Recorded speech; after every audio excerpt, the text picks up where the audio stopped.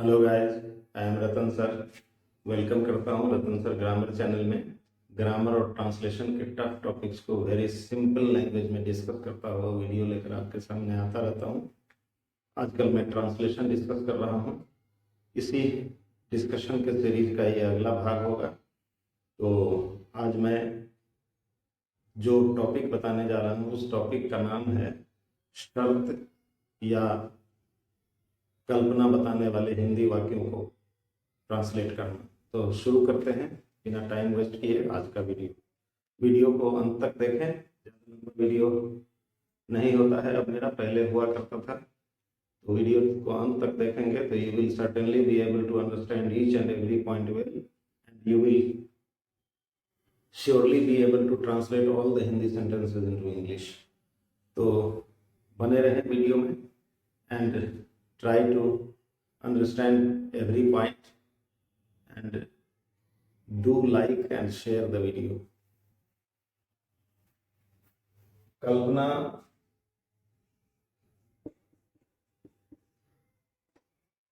कल्पना या शर्त बताने वाले वाक्यों का ट्रांसलेशन। अलग अलग तरह के वाक्य आपके सामने आएंगे। बहुत सारे वाक्यों की जानकारी दी जा चुकी है प्रीवियस वीडियोज में। अब जो मैं वीडियो बताने वो इस बनावट वाले वाक्य की चर्चा करेगा। बनावट ऐसी होगी, सबसे पहले आएगा मान लो या मान लीजिए, पोजीशन। उसके बाद कि, मान लो कि अथवा मान लीजिए कि। उसके बाद आएगा एक उपवाक्य। उसके बाद आएगा कॉमा। उसके बाद तो, और उसके बाद फिर एक उपवाक्य। ये उपवाक्य इंग्लिश का क्लाउज होता है। ऐसे वाक्य बनने पर आप इस तरीके का इस्तेमाल कर दें, बन जाएगा सपोज या सपोजिंग। उसके बाद क्लाउज दे दें, जो भी क्लाउज रहेगा, फिर कॉमा दे दें, फिर क्लाउज दे दें, ट्रांसलेशन बन जाए। एग्जाम्पल देखते हैं, समझिए। मान लो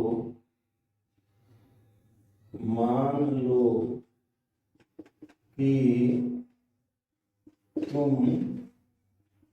गिर जाओगे तो तुम क्या करोगे। मान लो तुम गिर जाओगे तो तुम क्या करोगे।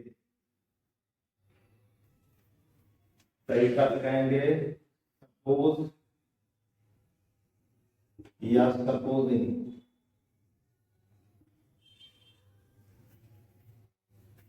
यू फॉल, कॉमा देंगे तो तुम क्या करोगे। What will you do. Suppose you fall और supposing you fall, what will you do. इस तरह से ही बनेगा सारा ट्रांसलेशन। एक एग्जाम्पल और, मान लीजिए कि आप चुनाव हार गए तो क्या करेंगे। वही ट्रांसलेशन सपोज या supposing you lose the election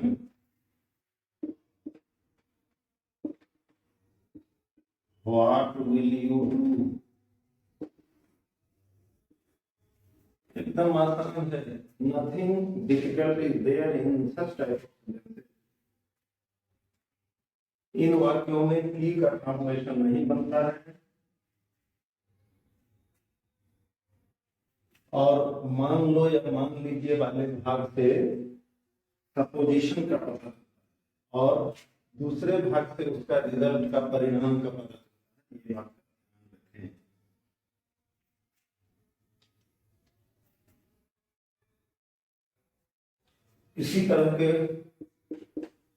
इसी तरह के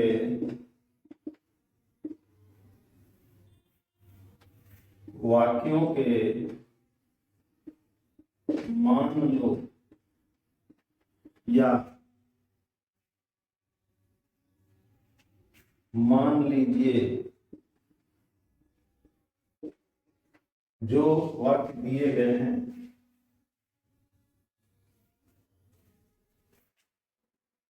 मान लीजिए प्लस की वाले भाग में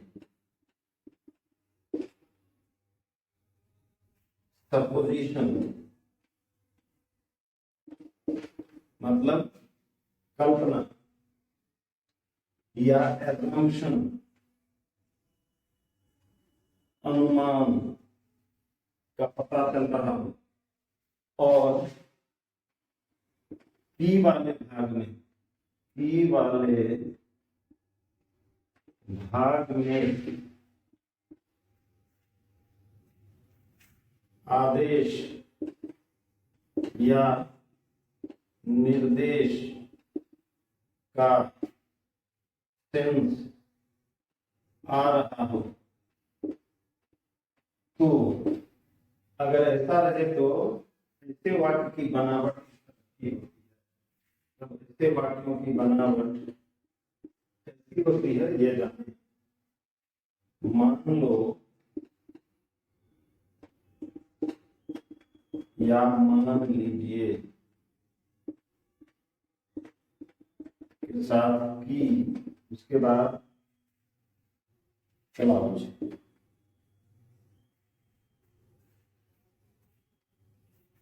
अगर ऐसा है तो सिंपल होगा लेट के बाद सब्जेक्ट, उसके बाद भी, उसके बाद नाउन या एडजेक्टिव, जैसा एग्जाम्पल देख लें। मान लो कि यह झूठ है, मान लो कि यह झूठ है, तो let it be a lie, let it be a लाई।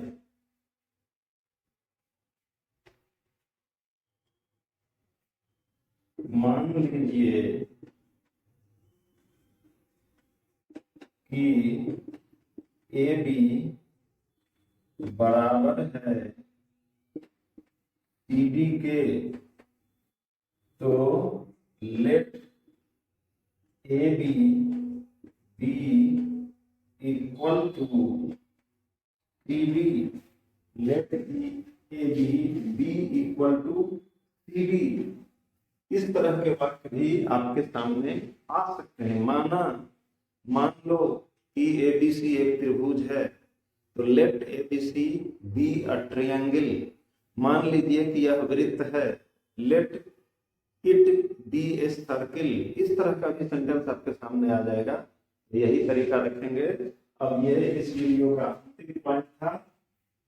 अब कुछ हिंदी वाक्य जिनको ट्रांसलेट करें और चेक करें कि आपको इस वीडियो में बताई गई बात कितनी समझ में आई या नहीं आई। एक एक हिंदी वाक्य ट्रांसलेट कर लेना आपको आना चाहिए। छोटे छोटे वाक्य सभी बना लेते हैं, ट्रांसलेट कर लेते हैं, बट इम्पोर्टेंट है बड़े बड़े वाक्यों को ट्रांसलेट करना, टेढ़े मेढ़े वाक्यों को ट्रांसलेट करना। तो ट्रांसलेट into English। नंबर 1,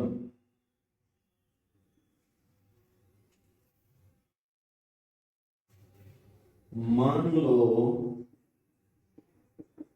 कि तुम फेल कर गए, मान लो कि तुम फेल कर गए तो लोग क्या सोचेंगे। नंबर 2,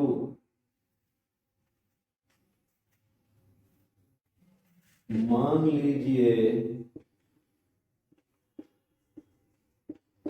कि ट्रेन लेट हो जाए तो क्या होगा। नंबर 3,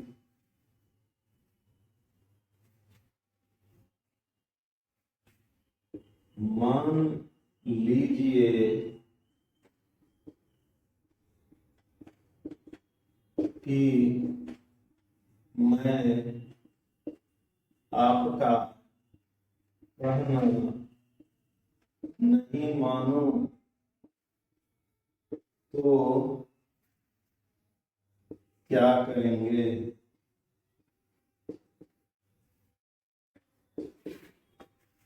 नंबर 4, मान लो कि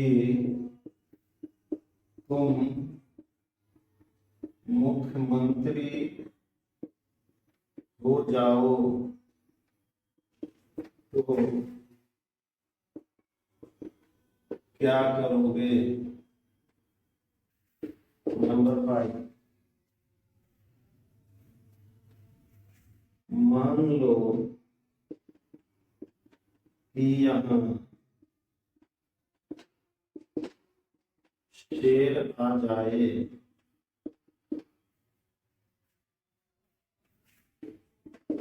तो क्या होगा।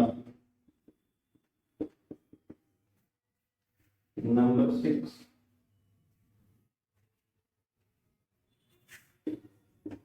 मान लीजिए कि यह एक आयत है। नंबर 7, मान लो कि यह एक त्रिभुज है। नंबर 8, मान लीजिए कि PQ बराबर है RK। नंबर 9, मान लो कि ABCD एक चतुर्भुज है। 10 एंड लास्ट, ये इस एक्सरसाइज का लास्ट हिंदी वाक्य। मान लीजिए कि यह एक अंडा है। ये 10 हिंदी वाक्य आपको खुद को चेक करने के लिए दिया जाता है। By translating these 10 sentences, you may know that you have understood the points of this video or not. तो आज इस वीडियो में इतना ही।